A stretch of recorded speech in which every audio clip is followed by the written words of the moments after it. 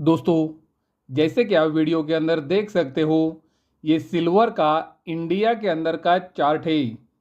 पिछले 3 सालों से सिल्वर रेक्टेंगल पैटर्न के अंदर कंसोलिडेट हो रहा है। ये रेक्टेंगल पैटर्न को एक बार सिल्वर ने नीचे की तरफ तोड़ा था, लेकिन सिल्वर फिर से एक बार तुरंत ये रेक्टेंगल पैटर्न में आ गया और उसके बाद सिल्वर के अंदर ऊपरी ट्रेंड लाइन तक तेजी बनी थी। यहाँ तक आने के बाद आप देख सकते हो सिल्वर पिछले कुछ महीनों से कंसोलिडेट कर रहा है और सिल्वर अभी इंडिया के अंदर एक बहुत ही बड़े ब्रेकआउट के पास है।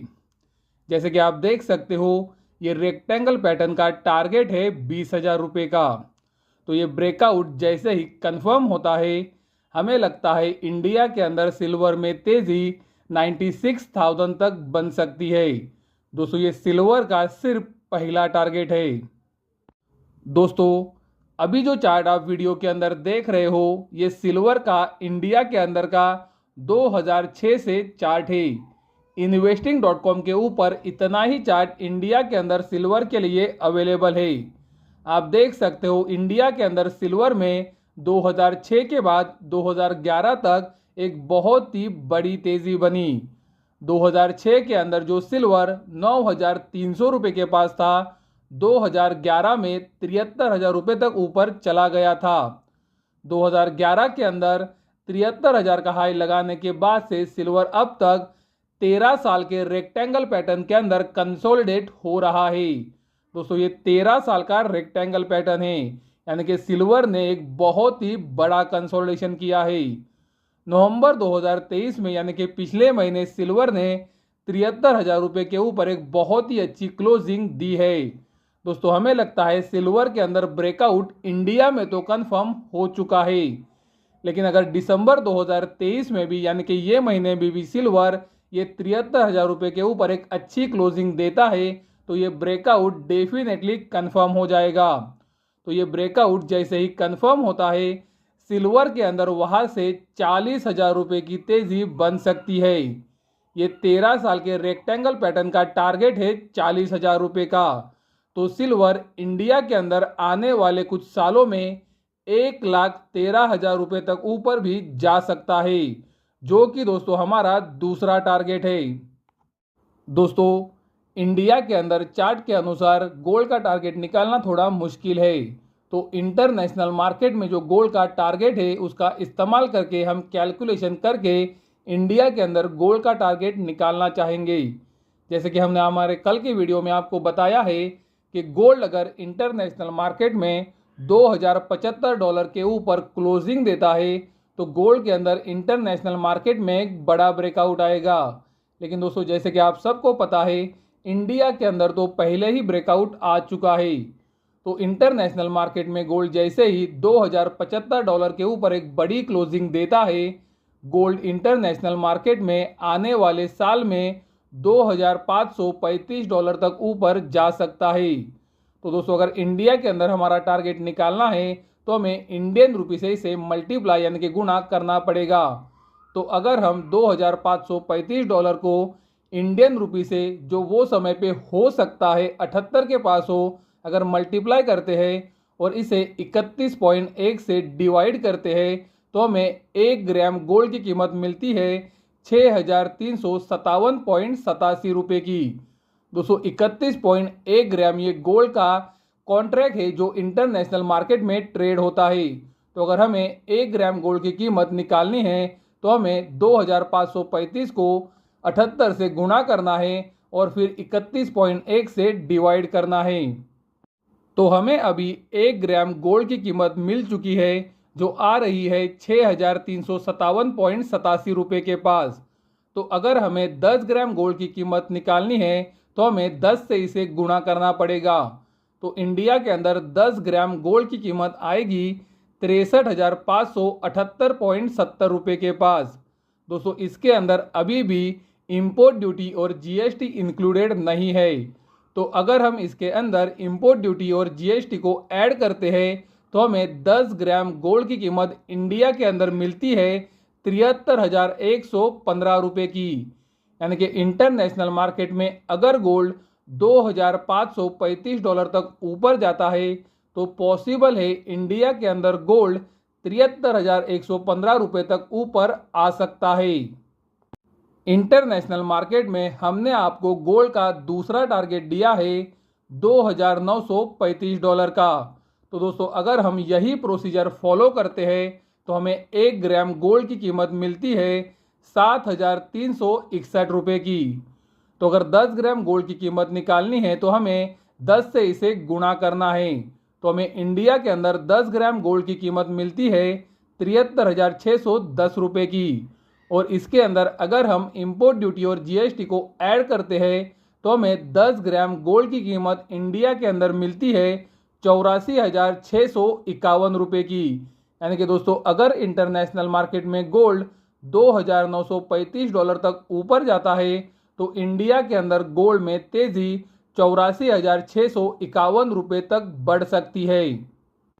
गोल्ड सिल्वर के अंदर जो ये हम बड़ी तेजी की बात कर रहे हैं वो अगले 1.5 से 2 साल में बन सकती है। दोस्तों पॉसिबल है हमारे टारगेट्स आने को थोड़ा और समय भी लग सकता है, लेकिन दोस्तों एक बार गोल्ड का ब्रेकआउट कंफर्म हो जाए तो हमें लगता है बहुत ही बड़ी तेजी आने वाले साल में बनने वाली है। अगर ये बड़ी तेजी का आपको फ़ायदा उठाना है तो हमें लगता है आपको सिर्फ इन्वेस्टमेंट के ऊपर ही फोकस करना चाहिए। इंडिया के अंदर आप गोल्ड में फिजिकल के अंदर भी इन्वेस्ट कर सकते हो, जहां पर आपको कॉइन्स, बार्स या फिर ब्रिक्स के ऊपर इन्वेस्टमेंट का फोकस करना चाहिए। लेकिन अगर किसी को गोल्ड में फिजिकली इन्वेस्ट नहीं करना है और उसके बावजूद भी गोल्ड की तेज़ी का फ़ायदा उठाना है, दोस्तों गोल्ड मतलब गोल्ड और सिल्वर दोनों की बात हम कर रहे हैं। तो अगर किसी को फिजिकली इन्वेस्ट नहीं करना है और उसके बाद भी गोल्ड सिल्वर की ये तेज़ी का फ़ायदा उठाना है तो हम आपको अभी वीडियो के अंदर दूसरे ऑप्शंस भी बता रहे हैं। दोस्तों अभी जो आप वीडियो के अंदर देख रहे हो ये निप्पॉन इंडिया का गोल्ड का ETF है और इसका नाम है गोल्ड बीज। दोस्तों अगर आप स्टॉक मार्केट के अंदर काम करते हो तो आप NSE या फिर BSE की साइट पर जाकर गोल्ड बीज टाइप करोगे तो आपको ये ETF मिल जाएगा। दोस्तों ये ETF गोल्ड के अंदर डायरेक्टली इन्वेस्ट करता है। आप देख सकते हो गोल्ड जिस तरह से ऊपर जाता है उसी तरह से ये ETF भी ऊपर जाता है। अक्टूबर 2023 से आप देख सकते हो गोल्ड के अंदर 11.5% की तेजी बनी थी, तो ये ETF भी 10.5% ऊपर आ गया। आप देख सकते हो सितंबर 2022 से गोल्ड के अंदर 28% की तेजी बनी, तो ये ETF भी सितंबर 2022 से 26% ऊपर आ गया। उसी तरह से आप 2021 से भी देख सकते हो, 2021 से गोल्ड के अंदर 41% की तेजी बनी, तो ये ETF भी 38.50% तक ऊपर आ गया। यानी कि दोस्तों ये ETF गोल्ड को एग्जैक्टली फॉलो करता है। तो अगर किसी को गोल्ड के अंदर फिजिकली इन्वेस्ट नहीं करना है या फिर किसी को फिजिकली इन्वेस्ट करने में डर लगता है तो आप गोल्ड ETF के अंदर इन्वेस्टमेंट कर सकते हो। उसी तरह से दोस्तों निप्पॉन इंडिया का सिल्वर का ETF भी अवेलेबल है।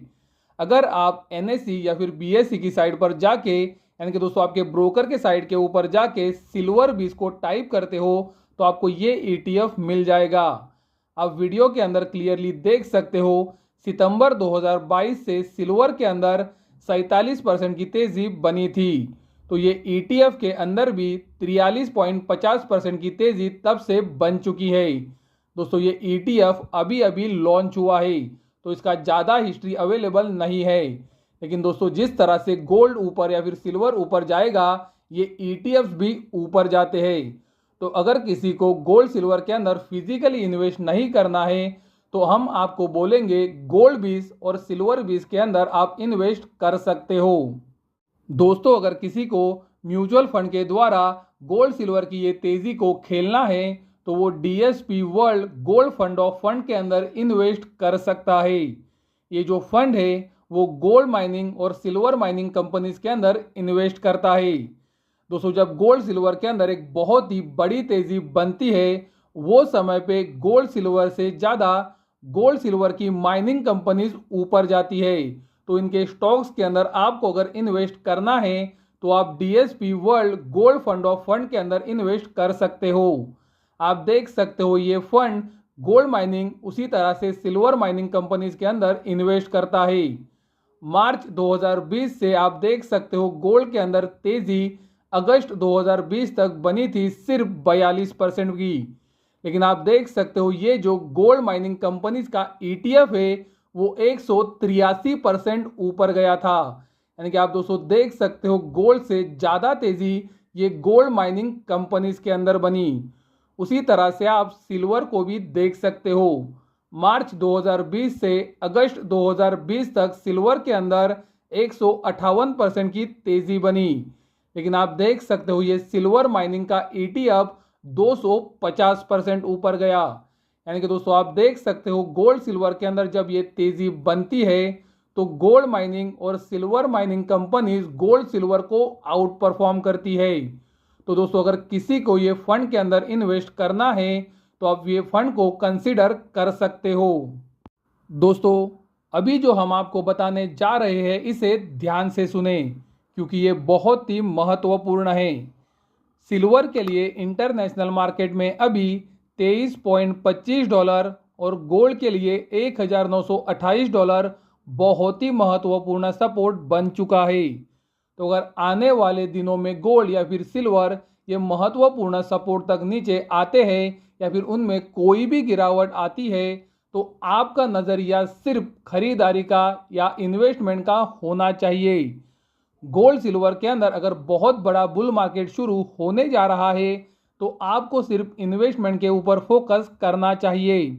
दोस्तों हमने आपको वीडियो के अंदर DSP म्यूचुअल फंड उसी तरह से गोल्ड सिल्वर के ETFs के बारे में भी बताया है। दोस्तों ये ETFs के अंदर और ये म्यूचुअल फंड के अंदर आप एक थोड़ा अमाउंट हर महीने इन्वेस्ट कर सकते हो। गोल्ड का ये बुल मार्केट जब 2 साल तक चलेगा तो आपको एक बहुत ही अच्छा रिटर्न ये इन्वेस्टमेंट के द्वारा मिल सकता है। दोस्तों अगर गोल्ड सिल्वर के अंदर कोई भी गिरावट ये बुल मार्केट में आती है, ये गिरावट कभी भी आए तो आप थोड़ी इन्वेस्टमेंट की अमाउंट बढ़ा सकते हो और जब ये तेज़ी जारी रहेगी वो समय पे भी आप थोड़ा थोड़ा इन्वेस्ट ये ETFs और म्यूचुअल फंड के अंदर कंटिन्यूसली करके गोल्ड सिल्वर के ये बुल मार्केट का फ़ायदा उठा सकते हो। तो दोस्तों गोल्ड सिल्वर के अंदर आपको सिर्फ गिरावट के ऊपर ही इन्वेस्टमेंट करने की कोई भी ज़रूरत नहीं है। अगर गोल्ड सिल्वर यहाँ से सिर्फ ऊपर ही जाते हैं तो हमें लगता है आपको हर महीने ये गोल्ड ETFs या फिर ये म्यूचुअल फंड के द्वारा थोड़ा थोड़ा इन्वेस्ट करना चाहिए। दोस्तों आपने SIP के बारे में तो सुना है। दोस्तों जब भी गोल्ड सिल्वर के अंदर ये बुल मार्केट में कोई भी बड़ी गिरावट आती है तो आप अपनी इन्वेस्टमेंट की अमाउंट बढ़ा सकते हो ताकि जो एक गोल्ड सिल्वर की कीमतें नीचे आई है उसका फ़ायदा आपको आने वाले महीनों में मिले। तो दोस्तों आपको क्लियरली ध्यान में रखना है कि आपको गोल्ड ETF या फिर सिल्वर ETF में थोड़ा थोड़ा अमाउंट मंथली इन्वेस्ट करना है और जब बड़ी गिरावट आए तो आपको अपनी इन्वेस्टमेंट की अमाउंट बढ़ा देनी है और इस तरह से आप गोल्ड सिल्वर के ये 2 साल के बुल मार्केट का फ़ायदा उठा सकते हो।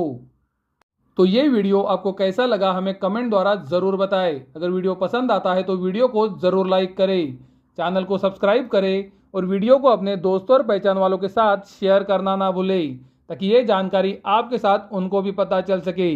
वीडियो देखने के लिए धन्यवाद। Thank you.